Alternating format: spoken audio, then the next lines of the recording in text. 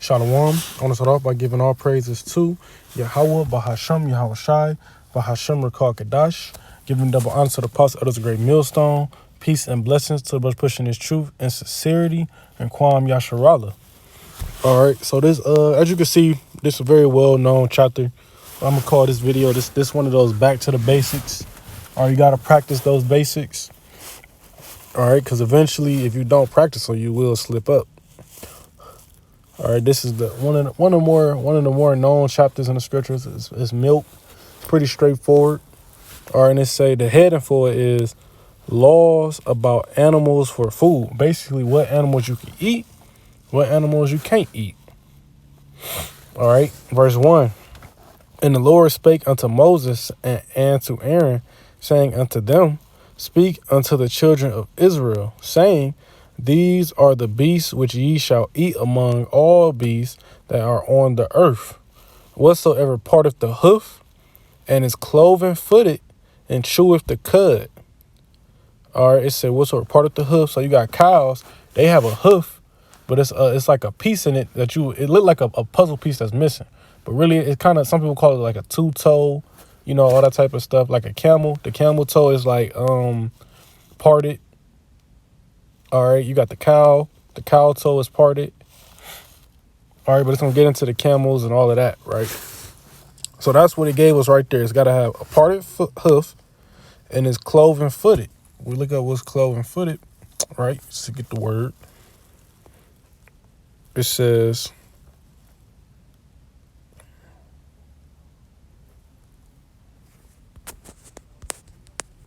well, we can just get the definition in the blue letter because it's playing games. But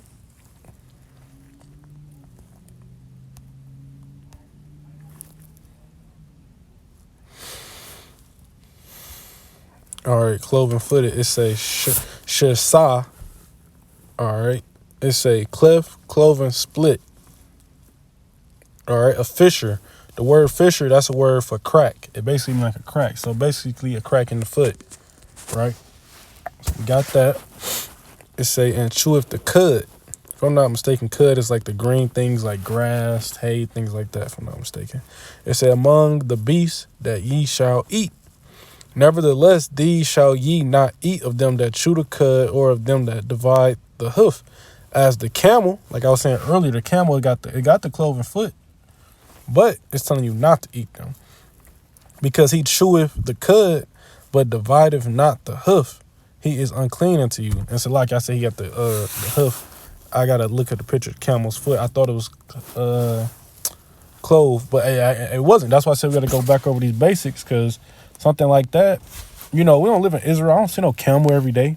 I ain't never seen a camel in person. Not that I can remember. That's like a circus or something, but I don't, you know what I'm saying? But the thing about that is you'll see some camel meat at a fucking Hamite deli. How it get there? Is it real? Probably not. But now you know you can't eat that shit. All right. It say, so the camel foot is not divided, but it do eat the cud. So it gotta have all of them. When you eat the animal, it's gotta chew the cud, be cloven footed. All right. So it's unclean to us. It say, and the coney, because he cheweth the cud, but divideth not the hoof, he is unclean to you. So it's telling you the ones you can't eat. In any like manner to them, by the way. So if you got a animal like a camel and it's got a distant cousin where it's the Hakazoo, whatever they want to call it, and it look just like the camel and all of that, and same features, same thing. It say, and the hare, because he cheweth the cud, but divideth not the hoof, he is unclean to you. Meaning this animal was not meant to be eaten by people. Verse 7, and the swine, though he divided the hoof and be cloven footed, yet he cheweth not the cud, he is unclean to you. This swine is pig. All right, so the pig got all of them. He just don't chew the cud. Pigs eat anything. And people know that. It say, of their flesh shall ye not eat, and their carcass shall ye not touch. They are unclean to you. You're not even supposed to touch their dead body. So you see a dead camel on the side of the road, you don't touch it. It's going to make you unclean. Thus saith the law. Verse 9, there shall ye eat of all that are in the waters, whatsoever have fins and scales in the water, in the seas and in the rivers, them shall you eat. All right, so it's got to have fin and scales. It say, verse 10, and all that have not fins and scales in the seas, in the river, and all of that move in the water. So you can't say, oh, I got a pond right here, so I can eat this catfish and out the pond. It's not in the sea, in the river. It say in all the waters. And the reason why I use catfish is catfish don't have what's that called? It doesn't have scales.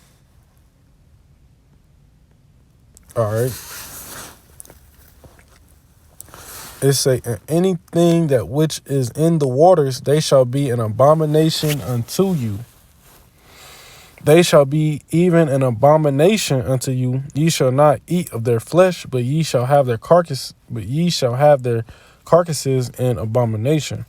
Abomination is a disgusting thing to the Lord.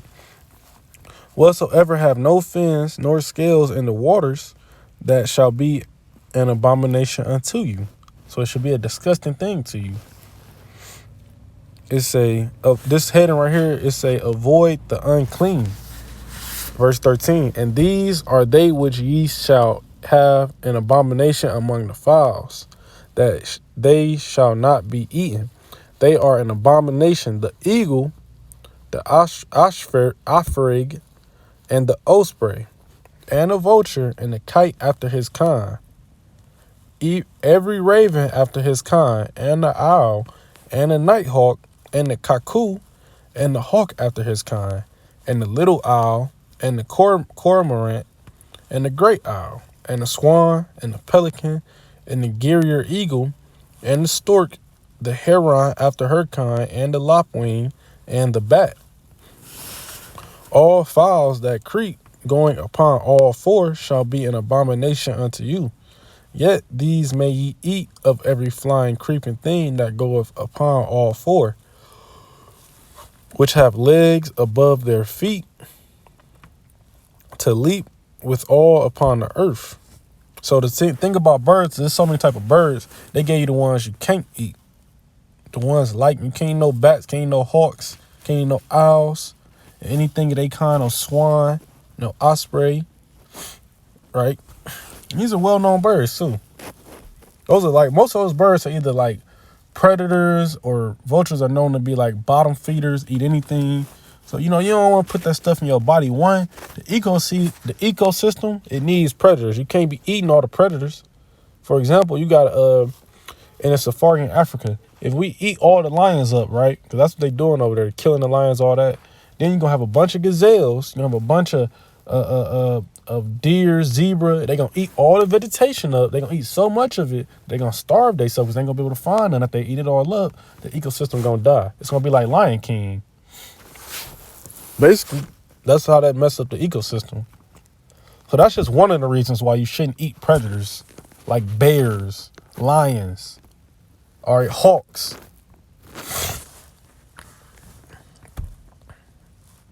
That's just one of the reasons. All right, it say, but the main reason is because the Lord said not to. Always remember the main reason. It say,